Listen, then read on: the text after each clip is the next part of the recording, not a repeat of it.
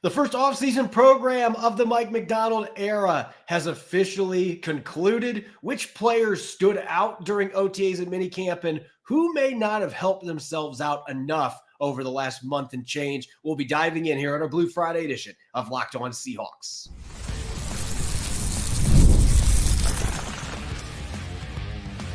You are Locked On Seahawks, your daily Seattle Seahawks podcast, part of the Locked On Podcast Network. Your team every day. Greetings, 12. This is Corbin Smith, host of the Locked On Seahawks podcast, your daily Seahawks podcast, part of the Locked On Podcast Network, your team every day. Glad to be joined, as always, on Blue Friday by my co-host, Nick Lee, and a special thanks to all the 12s out there. Whether you're listening from Mo Clips, Washington, on the Pacific Ocean, or you're across country in Portland, Maine, we appreciate each and every one of you for making Locked On Seahawks your first listen 5 days a week. The Seahawks officially done with their first offseason program in the Mike Macdonald era. We're going to be diving into which players took full advantage of OTAs and minicamps and which players are going to have some catch up when training camp opens in late July. Plus, we're going to be regrading all of Seattle's positional groups now that we've had a chance to watch them on the field in OTAs and minicamp. We're going to be looking at talent as well as depth, offense, defense, and positional groups, even some special teams thrown in there as well. So let's get to it. Now for our lead story here on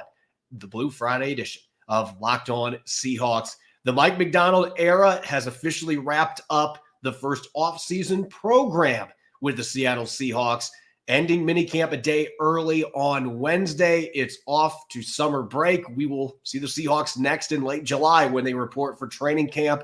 And obviously, Nick, these practices are not real football. Mike Macdonald calls it passing camp, and that's really what it ends up being. But these practices still have a lot of value, especially when you're installing new offensive and defensive schemes. You're trying to work through all the changes, special teams rules-wise.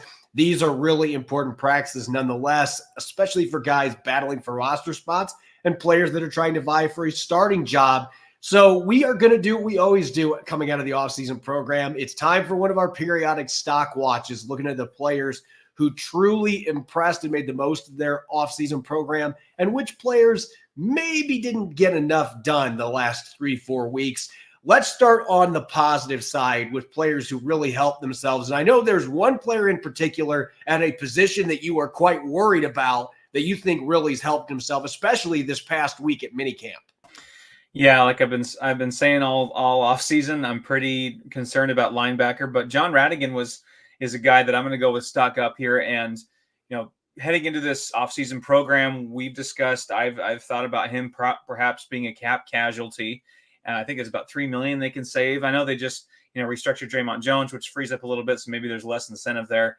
And he still might be. I mean, we don't quite know where that's going to land, but for now, I mean, it's almost by default that John Radigan is stocking up just with linebackers. They can't stay healthy with Dodson and Baker still out, and really there's a large drop off there. We're going to get to this in a second about my thoughts on the linebacker spot, but John Radigan, a little bit by default, but also he's doing things with the time he's been given in minicamp. He's making plays. He's taken some important reps there. So John Radigan went from, I was almost willing to say a guaranteed cap casualty to starting linebacker John Radigan.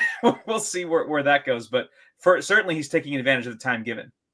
Yeah, and I don't think he's the only linebacker that has taken advantage of these extra reps.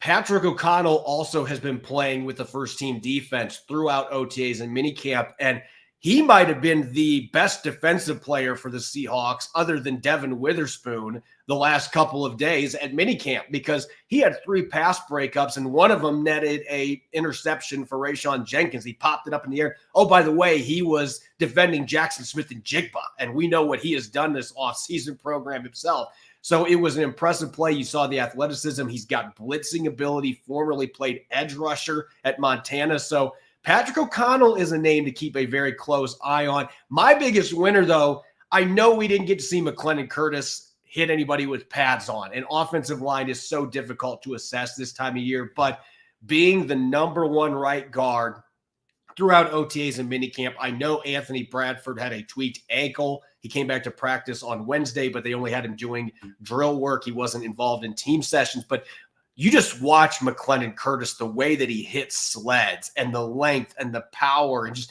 looks like an athletic dude, kind of a tall glass of water to play guard. But this is a player that I don't think people should be writing off at this point. I know there were a lot of fans early in OTA saying, well, he's just starting with the first team because Bradford's out and they're just trying to get Haynes acclimated.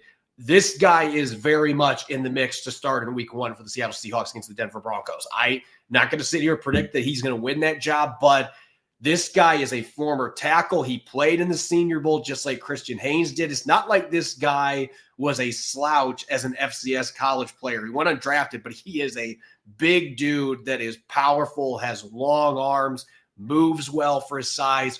I would keep a very close eye on McClendon Curtis, who has gone from being a curiosity to a legitimate contender for that right guard spot. Yeah, my last guy for the stock up, you saw in the graphic there, a guy from the secondary, because like what Mike McDonough was saying, a bit of a passing academy kind of thing here going on. DJ James, I really like what I've seen, what I've read mostly about him, what you've told me. He got an interception, I believe, during minicamp. He can slide around, play in the slot, play outside. I love that stat from Pro Football Focus about how he's the only corner in the SEC that had an 85+ coverage grade each of the last 2 seasons. I think that bodes well as well. So just the versatility with some of the playmaking he's done this year and so far, or the summer so far in camp. I like where things are headed for DJ James. And mentioning DJ James, it's going to lend itself, unfortunately, to the other side of the coin. Players that maybe are not in good standing heading towards training camp. And I feel like at this point, I don't want to say I'm piling on because I'm not trying to. And I do think Kobe Bryant is a good football player. This is not me saying that he has done anything wrong in OTAs and minicamp. He has been playing almost all of his snaps at safety, and maybe he's going to have an opportunity to make the football team at that position. But I can just tell you, Nick, from watching these practices, he's been out there with the second and third team defense. And if you get Jarek Reed back at some point in camp, which it sounds like there may be a chance that's now going to happen, you get Jarek Reed back there, you've got Rayshawn Jenkins, Kayvon Wallace, you've got Julian Love. They still like Jonathan Sutherland and Ty Okada. I don't know where he fits in. And now that you've got DJ James making plays at slot corner, I thought he looked pretty solid throughout the season program. And he's got 4 years of club control. Kobe Bryant's only got 2. It just feels like he is going to be an odd man out there unless there's some injuries. Maybe he works his way up the depth chart, but I just think right now he is being hurt just by the sheer talent that Seattle's got at that cornerback and safety position group. And I mean, I want the same kind of vein with one guy steps up, and so that kind of hurts another guy. And for me, that stock down would be Anthony Bradford, the guard. Some of it's not his fault with the injury situation, but as we see in every sport, down to when I lost briefly my starting catcher job at San Pasqual High School because I got hurt, that happens from all levels of sports. You get hurt, someone else steps in because the guy behind me get Wally really Pitt. Yeah. The guy behind me was really good and ended up playing in college. So, that stuff like that just happens. And so Anthony Bradford, he's hurt. And McClendon Curtis, like you mentioned, steps up in his place. Then you got other guards like Tremaine Ingram and Christian Haynes, of course, is going to be in there. So much like, other spots like special linebacker where John Radigan's benefiting from some injuries, McClendon Curtis is benefiting from Anthony Bradford being out. So Anthony Bradford is a bit behind the 8 ball too, and especially with last year. He was kind of, I jokingly call him half a guard. Pretty darn good at run blocking. Pretty poor at pass blocking. So there's some need for improvement there. So the development of McClendon Curtis isn't great for Anthony Bradford. Yeah, and one other name I'm going to throw on here. Normally, we're not including undrafted free agents when we're talking stock watch coming out of their rookie OTAs minicamp. But I just had high expectations for D. Williams as a kick and punt returner. I mean, he was one of the most electric returners in the SEC and all of college football the last couple of years, and muffin punts left and right the other day. I mean, when you're an undrafted rookie, you can't afford to have practices like that. Now, is he going to have a chance to rebound in minicamp? Absolutely. The guy is an electric playmaker, but not necessarily doing what he needed to do here to try to impressed his coaching staff as a potential option there with these new kick return rules and certainly on punt returns. So he's got some catching up to do to get back in the mix there at a position that I thought he was very much going to be in contention for maybe making this football team with his return prowess. When we come back, coming out of OTAs and minicamp, it's time to regrade Seattle's positional groups. We're going to look on offense and handle things a little bit differently. Instead of just handing out one position grade, we're going to hand out grades for depth of the position as well as overall talent. We'll get to the offensive positions that'll be coming up next here on our Blue Friday edition of Locked On Seahawks. This episode of Locked On Seahawks is brought to you by eBay Motors. Passion, drive, and patience is what brings home the winning trophy, and it also keeps your ride or die alive. eBay Motors has everything you need to maintain your vehicle and level it up to peak performance, whether it's superchargers, roof racks, exhaust kits, LED headlights, and more. If you're into speed, power, or style, eBay Motors has got everyone covered. With over 122 million parts for your number one ride or die, you'll always find exactly what you're looking for. And with eBay's Guaranteed Fit, your part is guaranteed to fit your ride every single time or your money back. Because with eBay Motors, you're going to be burning rubber, not cash. With all the parts you need at the prices you want, it's easy to turn your car into the MVP and bring home that win. Keep your ride or die alive at ebaymotors.com. Eligible items only, exclusions apply. eBay Guaranteed Fit, only available to U.S. customers. Happy Blue Friday to all the 12s. You're listening to the Locked On Seahawks podcast. I'm your host, Corbin Smith. Glad to be joined for today's show by my co-host, Nick Lee. And a special thanks to all the 12s that are tuning in. Thank you for making Locked On Seahawks your first listen 5 days a week. We greatly appreciate it.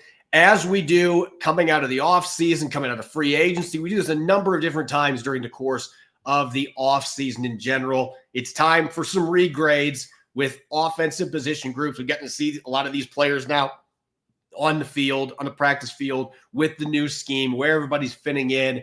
And so we're going to be handling this a little different, Nick. Instead of just saying, quarterback, I'm going to give a C or whatever.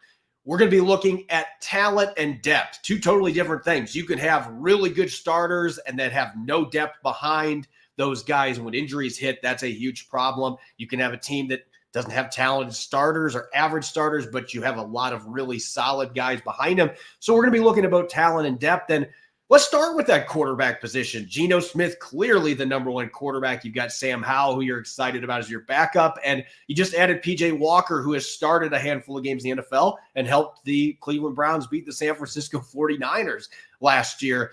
Nick, I don't know about you, but this is a position group. I'm not going to say that this is an A just because I think there's some other teams that have a better starting quarterback than Geno Smith. I think that he's one of the top 10 when he's playing at his best, but I'm going to say a B for talent, and then I'm going to say an A- for depth because I think P.J. Walker is your third, Sam Howell with his starting experience is your second quarterback.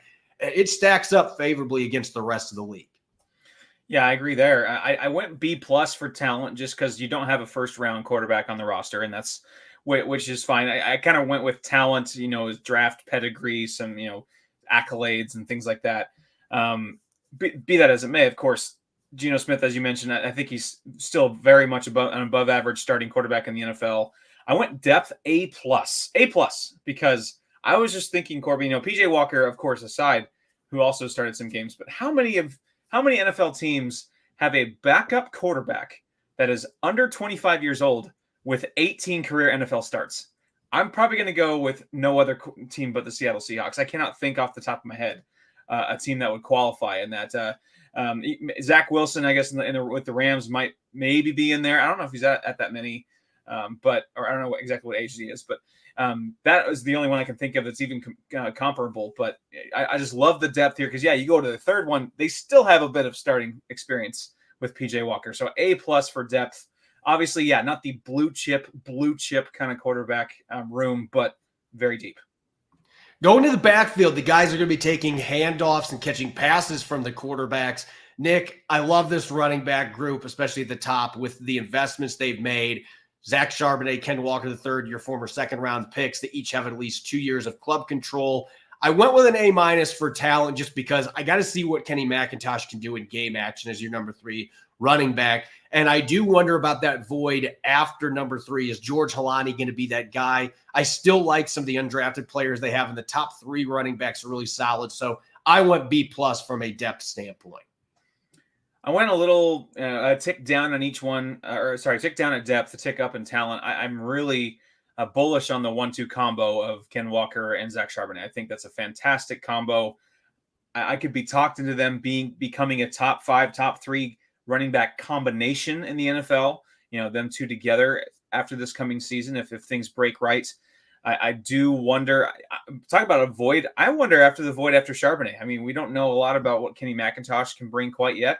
We know the skill set's there, the pedigree at Georgia, but we haven't quite seen it in a Seahawks uniform. So I went with B as depth because I do love the 1-2 punch of Charbonnet and Walker. But McIntosh is in there, George Halani, Kobe Lewis, and all those guys.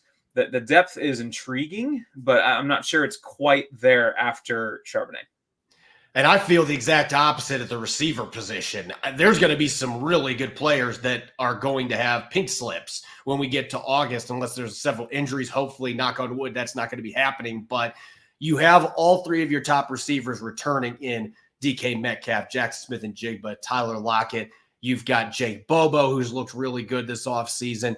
D. Eskridge, who knows what you're going to get from him. This coaching staff, though, wanted to give him another opportunity, so he's getting that chance. Derek Young, Hayden Hatton's a solid undrafted player. Cody White is a guy that's gotten some reps with the first team this offseason. So you look at this receiver group, it's as good as any in the NFL. So I went A's in both talent and depth. And I know that you really sweetened the pot with your grades.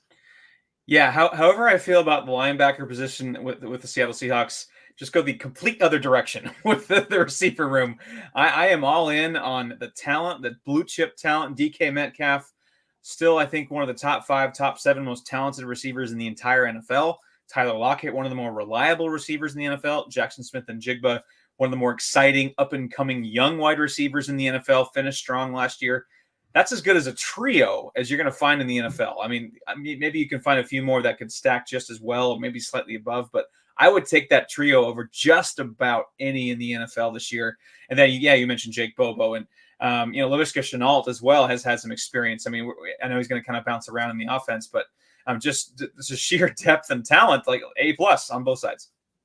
At the tight end position, a lot of moving parts. No more Will Dissly, no more Colby Parkinson. You've got A.J. Barner, who's been out for most of the offseason program, the 4th-round pick, dealing with hamstring issues. He has practiced the last couple days to end their offseason program. You have Jack Westover, the intriguing undrafted rookie out of Washington. You brought in Farrah Brown. Tyler Mabry is back. Brady Russell, a special teams guy, is back.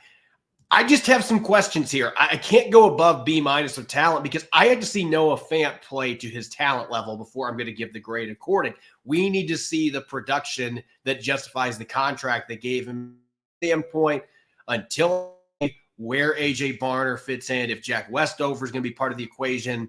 Until I see where those guys fit in, I can't go above a C+ here, even though I do like some of the role player veterans from a special team standpoint that they have there.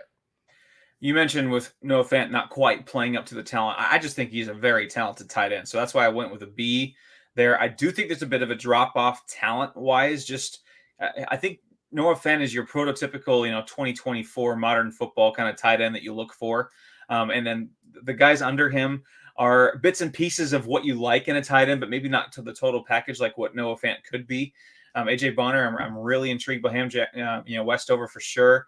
So the depth, I think that for depth, I give it a B- versus a C+ like you, because I think they do have quantity, maybe not quite as top quality, but I think there's enough options there to be intriguing and maybe a couple guys rise to the occasion.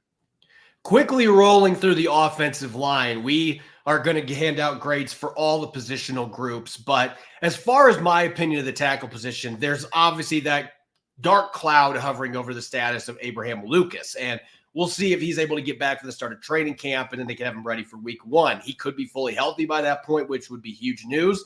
But it also could be something that lingers, and we're hoping that is not the case.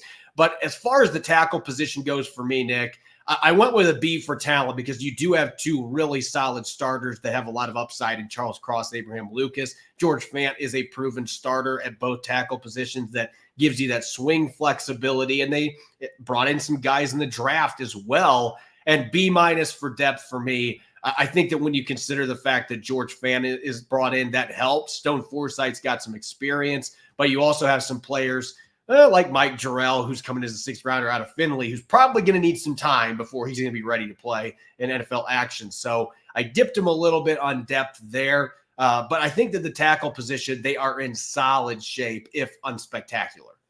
Yeah, we're pretty congruent there. B- for talent, B for depth for me. Top 10 pick at left tackle, Charles Cross. Has he played like a top 10 tackle yet? No.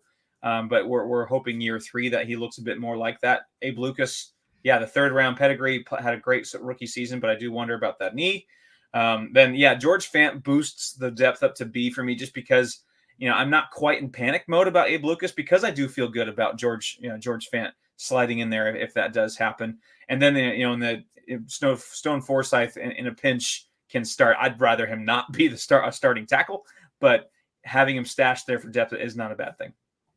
Moving to the interior, when we did our last positional grades, I gave a D+ at the guard position. And coming out of OTAs and minicamp, maybe I'm just being a sucker for these passing camps. We haven't seen anybody actually hit somebody in the trenches. The pads haven't come on, but I'm feeling more optimistic about this position group. I'm not saying that I think it's going to be a strength for this football team, but I like Laken Tomlinson, the veteran leadership that he brings, how he's helping Charles Cross and Oluwatimi at the center position come along.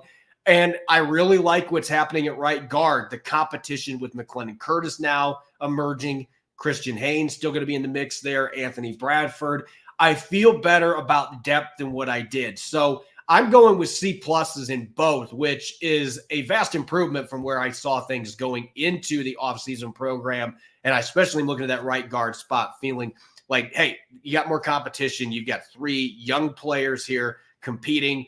You could have your long-term answer there. So I'm feeling more optimistic, even though this is still a spot that I view as somewhat of a weakness for the Seahawks. Yeah, I basically gave it a pass. A passing grade. I mean, that's C+ for talent. Laken Tomlinson, obviously former first round pick, former Pro Bowler, but it's kind of there's some uncertainty there for sure. Christian Haynes, I'm really high on. He's probably one of my favorites. Guys they've brought in the last couple of years as draft picks. I'm really high on him, so he kind of boosts that as well. The depth I'm a bit concerned about with McClendon Curtis, which is great for him. The fact that he's had to develop his depth is a bit concerning to me. Maybe he becomes a perennial starter. I can't. What am I to say? But the fact that we're talking about him like so much in this show does worry me. Not because I don't think he's a good player, just because of where the interior line is at. And then at the center position, Oluwatimi, 1 start last year. You've got Nick Harris, who's played for Scott Huff. He's got a little bit of starting experience in the NFL. He can play a little bit of guard as well. This is kind of one of those, I don't want to call it a meh position group, but it's kind of one of those where I feel like the talent level, if Oluwatimi plays at his best, maybe this bumps up to a B. I can see him being that long-term answer. I think Nick Harris is good depth, but I don't know that I see a super high ceiling at this position either. Yeah, I mean, Olu came into Seattle, a fairly highly decorated college offensive lineman, which does boost the talent a little bit. Nick Harris has been a career backup center, basically, so he kind of slides into that same spot. So I'll go depth is a little bit better than the overall talent, just because you have 2 guys who've been in the NFL, who've done some spot playing. Olu, obviously a higher ceiling at this point, and I do still think that he can be, like you mentioned, a solid, if not unspectacular center. That's okay, because for years I've been pounding even for a solid but unspectacular center for the Seattle Seahawks, and if Olu just becomes that, fine by me. When we come back, we're going to be switching over to the defensive side of the football, and we'll get a little bit of special teams in as well as we continue our regrades coming out of Seattle's offseason program. Don't go away. You're listening to the Blue Friday edition of Locked On Seahawks.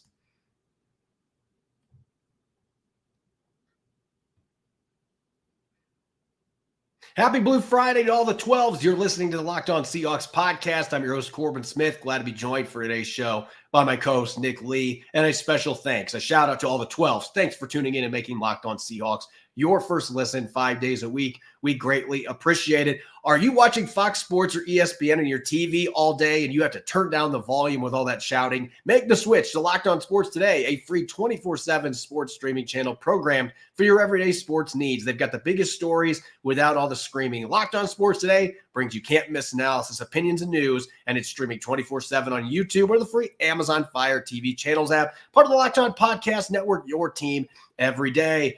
We are continuing our regrade series as we do progress reports throughout the offseason. Now the offseason program, the spring program is over, revisiting each position group, looking at grades for both talent and depth. And we're going to start at the edge rusher position on defense, Nick. And I think you and I have a little bit different thought process on this. I have felt like the talent level has been there. I mean, you're talking about a bunch of second-round picks that are in this group.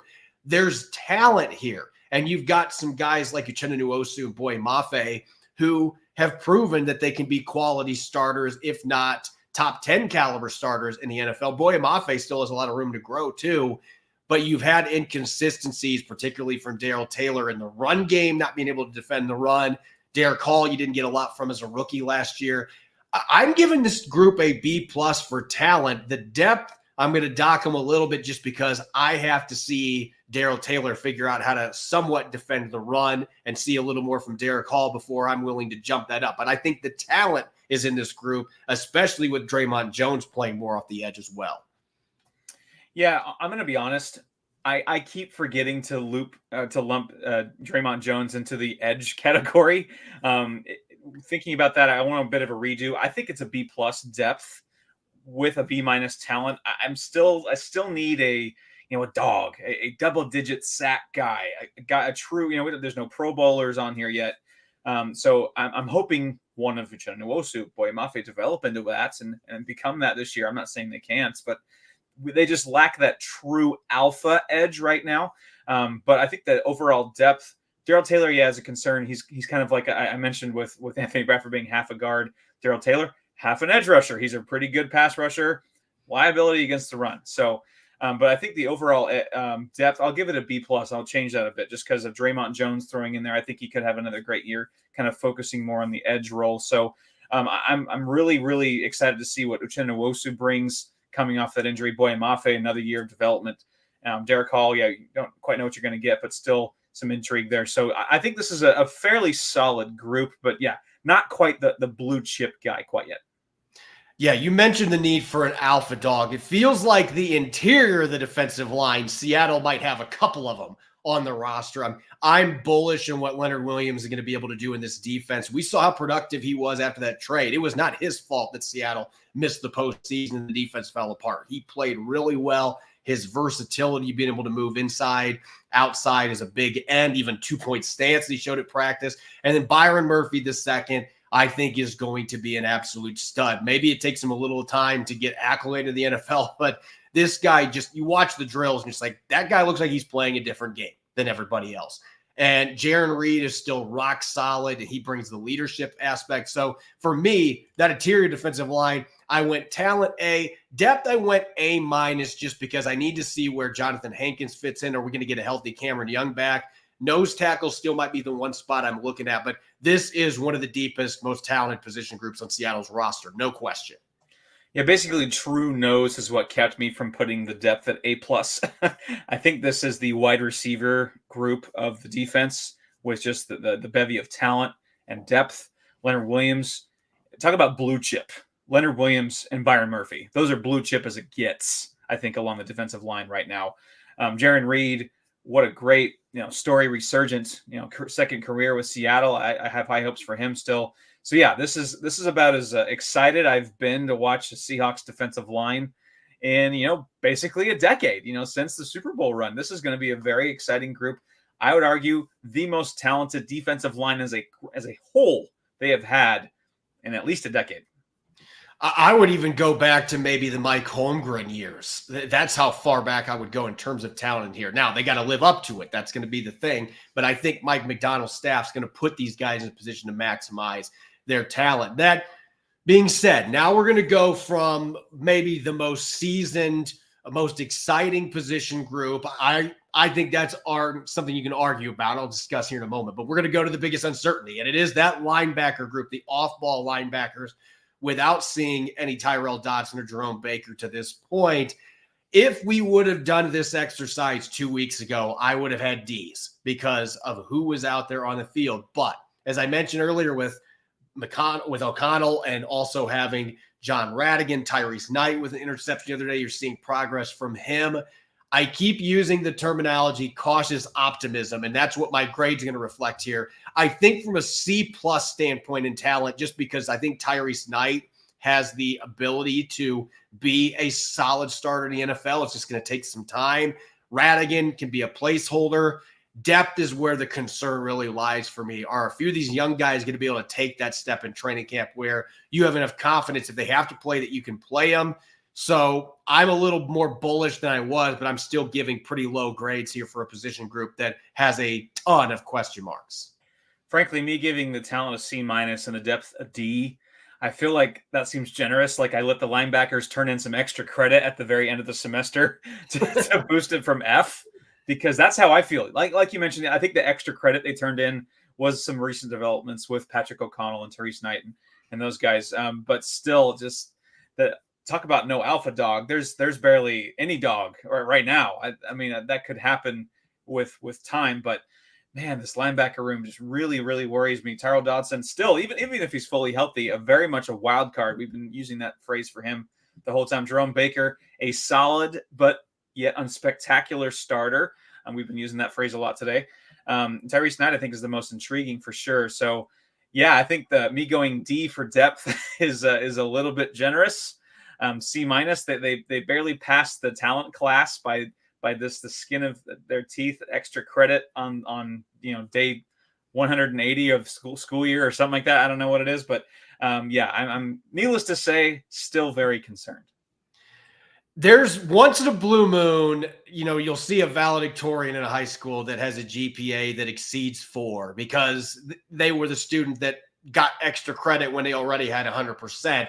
The cornerback group right now is the group that I think has a chance to be that type of valedictorian for the Seahawks. Just the immense amount of talent and depth that they've assembled. You start with Devin Witherspoon. I think Reek Woolen looks rejuvenated, being healthy out there. You got those two guys. DJ James is making plays. Nehemiah Pritchett's making plays. Artie Burns is picking off passes, and he's probably your 6th or 7th corner. Mike Jackson getting pick sixes. Trey Brown has been the other starter with the ones on the opposite side of Reek Woolen when Witherspoon's playing in the slot. I mean, I can keep rattling off names here. The talent is off the charts. We need to see Reek Woolen fully bounce back here and Devin Witherspoon fully realize his potential. But I'm giving it A there. And then depth, if I could give it A++, I would be doing that here because I just think the depth is off the charts. This is, again, why I mentioned Kobe Bryant earlier. He isn't even playing snaps at corner because they don't have any snaps for him to play right now at that spot. This is a ridiculously deep position group. Yeah, B+ is probably a bit harsh for me for depth. I mainly went that way because of the uncertainty with Reek Woolen in year 3 and 2 rookies. That is basically it. I probably could have gone A-. Maybe this is that teacher that gives the star student a bit harsher grade because they have high expectations. That could be me with this cornerback group. Talent is off the charts, of course. Devin Witherspoon, he's the Ivy League kid in the class project that brings everyone with him and gets everyone an A+ in the group project. I cannot wait to watch what he can do in year 2, especially year 1 with Mike McDonald at the helm. So yeah, cornerback room, flying colors. Let's go to the other group in the secondary real quick. The safety position, lots of new pieces there, moving parts, much like the guard spot. You do have Julian Love coming back. Rayshawn Jenkins, I love what I'm seeing right now. I think he's one of those players who is a really good starter, is never going to be great or elite, but you can win with guys like that, especially when you have a really good defensive coach like Mike McDonald is going to put him in position to be successful. So for me, I went B- from a talent standpoint, just because I need to see what the rest of this team looks like away from Rayshon Jenkins and Julian Love. And Love had kind of an up and down season for a Pro Bowler. He ended on a strong note. Can he play like that for an entire season? That's why I'm not going above a B-. Depth, if you can get a healthy Jarek Reed, the second back, then maybe I might go in the B's, but you've got question marks there. Where does Kobe Bryant fit in? Where does Kayvon Wallace fit in? Some of the other players on the roster, there are some questions. So I'm going B- and C+.